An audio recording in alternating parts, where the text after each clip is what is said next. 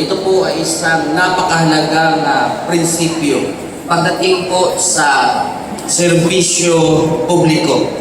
Ito po ay nag-uugat sa idea na kinakailangan tukdin ko ang tungkulin bilang isang lingkod bayan. Ito po ay inyong ipinangako sa ating pong civil service, at the same time sa ating bayan. Lalo tigit ipinangako natin ito sa ating Diyos, na ang bawat isa ay maglilingkod hindi po sa kanyang pansariling interes, kundi para po sa kapakanan ng mamayan at ng bansa at kung saan man siya opisina naroon. Ang sabi po ni Apostol Pablo sa Ephesians chapter 6 verse 7, maglingkod na may mabuting kalooban, na gaya sa Panginoon, na gaya ng sa Panginoon at hindi sa mga tao. Dito po hinihikayat ni Apostol Pablo anumang uri po ng paglilingkod.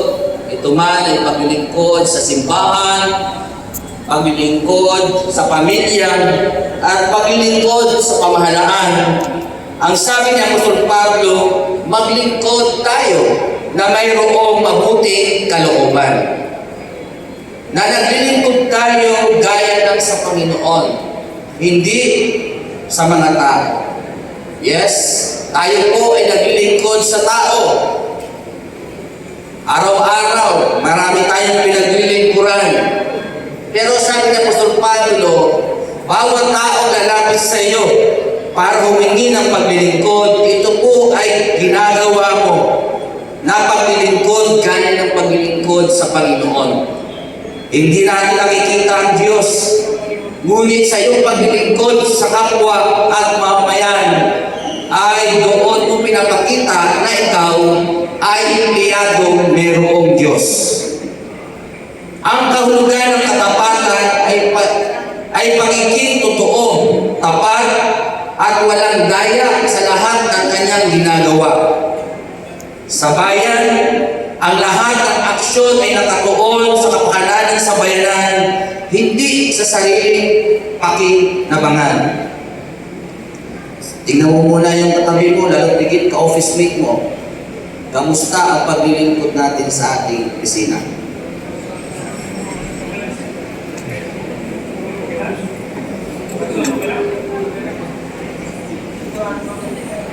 Okay po ba? Anong tugon ng iyong ka-office mate?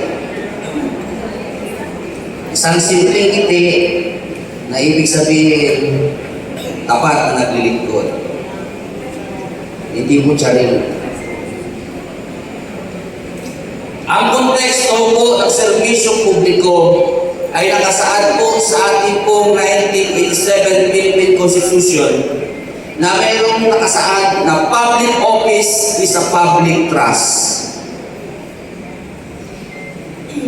Naalala ko tuloy, yung isa pong ahensya dito sa ating po, huwag ko nang banggitin.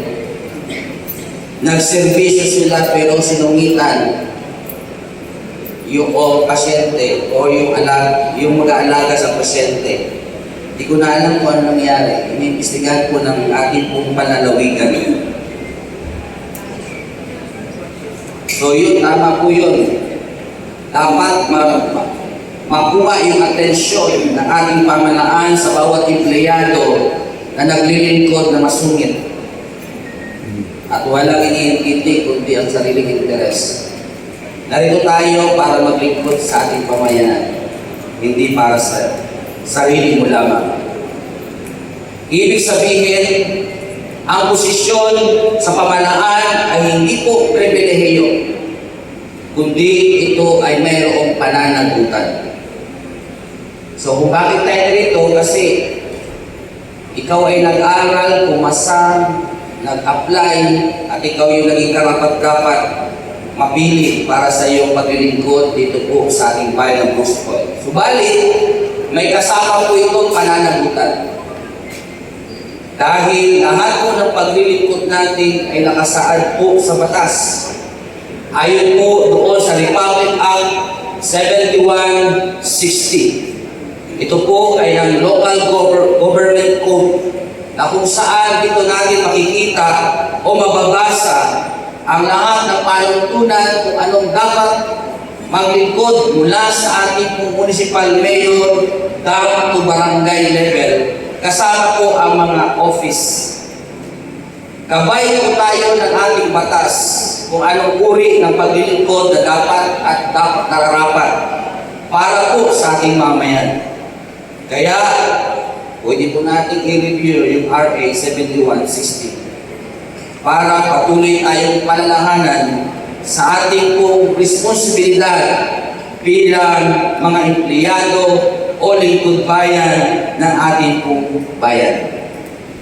Ang nais ko doon ay ang katapatan, tamang paggamit sa pondo ng bayan, pag-iwas sa mga katiwalian o anumang suhol, pagbibigay pantay sa serbisyo para sa lahat, hindi lang para sa mga mayayaman, kundi gayon din sa mga mahihirap. Yung pagiging bukas at transparent sa pamamahala at paglilingkod. Paggamit ng tamang oras sa pagpasok at paglabas sa opisina. Marami akong nakikita, wala pa pong oras na doon sa palengke. Namamalengke na. Tingin mo ulit sa iyong katabi ng kasayo. Huwag mo nang aminin. Ilihin mo na lang. So bilang po nakatayo sa inyo bilang values formation, hindi po nagagalit, nagpapaalala lang. Dahil mas mabuti na meron tayong mabuting kalooban at tapat na paglilingkod habang po tayo naglilingkod sa ating lokal na pamahalaan at gayon din sa ating pong nasyonal na pamahalaan.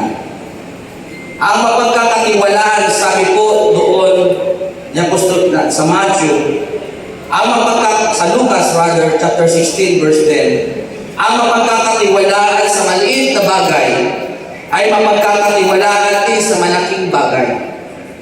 At ang hindi tapat sa maliit na bagay, hindi rin tapat sa malaking bagay.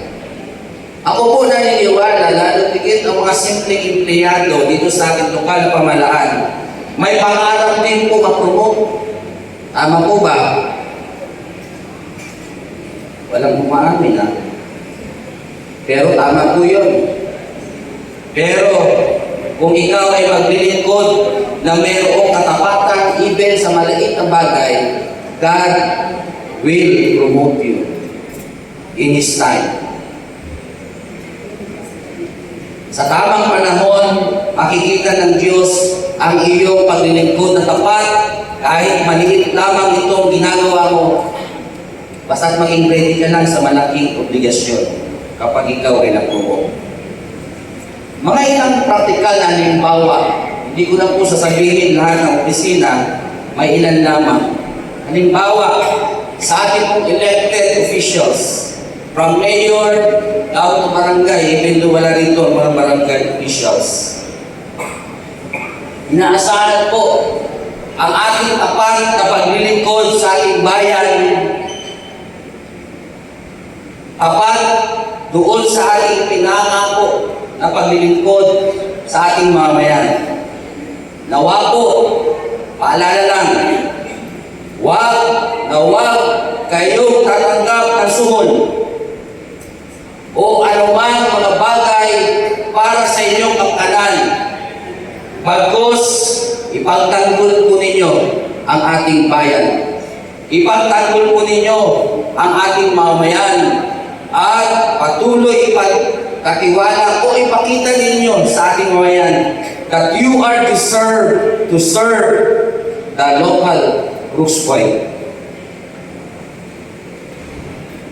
Sa ating pong ilang municipal office, halimbawa, pasensya na po kayo sa halimbawa ko yung Municipal Treasurer's Office, iyakin po natin yung ating pong mga koleksyon sa buwis ay maayos at magagamit para po sa lahat ng proyekto ng ating pong bayan. sa ating pong NPDO, pag-usayin at bigyan kayo ng kalaman sa patuloy na pagpaplano para po sa patuloy na ikaunlad at ikaayos ng lahat ng proyekto sa ating bayan.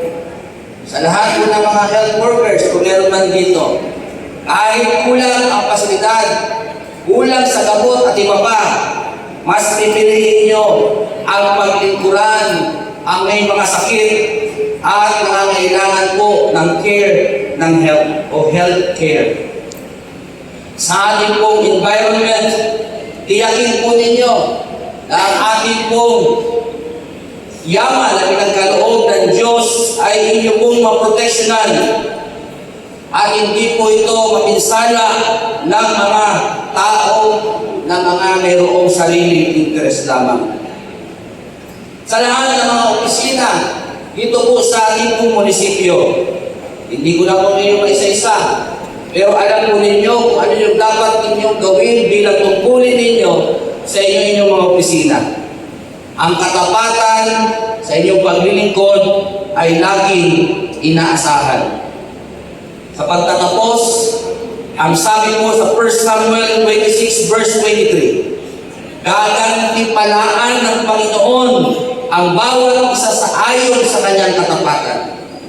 Hindi man kayo makatanggap ng gantimpala sa lupang ito, pero may Diyos na nakatingin po sa inyo na handa kayong gantimpalaan sa lahat ng pagkakataon o anumang sitwasyon. Hindi lamang kayo po ang pagpapalay ng Diyos, kasama ang inyong pamilya. Kaya piliin po natin na maglingkod po tayo na may katapatan. At tayo po doon sa ating pledge kanina, tayo po itutulong na isawalat ang anumang uri ng katiwalian upang sa ating bayan ay mayroong malinis na paglilingkod para sa mamamayan. Ang katapatan sa bayan ay ang lugar ng paglilingkod na mayroong pong integridad, mayroong pong pananagutan, mayroong pong malasakit sa kapwa. Ito po ay pundasyon na mayroong tiwala sa atin ang mga mamamayan dahil sa mabuti at tapat na pamamahala. Ito po ang diwa ng pagiging tunay na lingkod bayan. Muli po, magandang umaga sa ating lahat. Manalangin po tayo. Dakilang Diyos, kami po ay nagpupuri at nagpapasalamat dahil binigyan mo kami ng isang o mga empleyado at lingkod bayan na mayroong puso at tapat na naglilingkod para po sa kaunlad at kaayos at kalilinis ng aming bayan. Hinihiling ko po, O Diyos, sa iyong kapangyarihang pangalan na patuloy mong gabayan ang bawat isa, bigyan ng katalinuhan, bigyan ng malinis na puso, malinis na budhi, at malinis na paglilingkod, tapat na paglilingkod, anuman ang ginagawa, maging ito man sa pinakamababang posisyon hanggang sa pinakamataas na posisyon. At dalangin po, Diyos, ito po'y magre-reflect ang paglilingkod ng bawat isa ay magre-reflect, Panginoon, sa kabuuan ng aming bayan na ang bayan ito ay patuloy na iyong itatanghal at kikilalanin sa Palawan na mayroong tapat na naglilingkod. Hindi lang sa Palawan, sa buong Pilipinas at sa buong mundo. Kaya gabayan po kami, Lord, sa bawat oras at panahon nandito kami sa aming mga opisina, anumang uri ng paglilingkod sa loob at labas ng aming opisina. Gabayan mo po ang bawat isa na laging ilagay mo sa puso't isipan namin ang katapatan sa paglilingkod sa bayan. Pagpalain po ang bawat araw sandali ng bawat isa. Ikaw po, abatin mo ang lahat ng kanyang ginagawa. Sabi mo sa iyong mga salita, gagantimpalaan mo ang mga tapat na naglilingkod sa bayan at hindi sa iyo. Kaya pinagkakatiwala ko po sa Lord ang bawat isa. Ikaw po ang maghari ng pagpakailanman. In Jesus' name. Amen. Muli po, magandang umaga sa atin.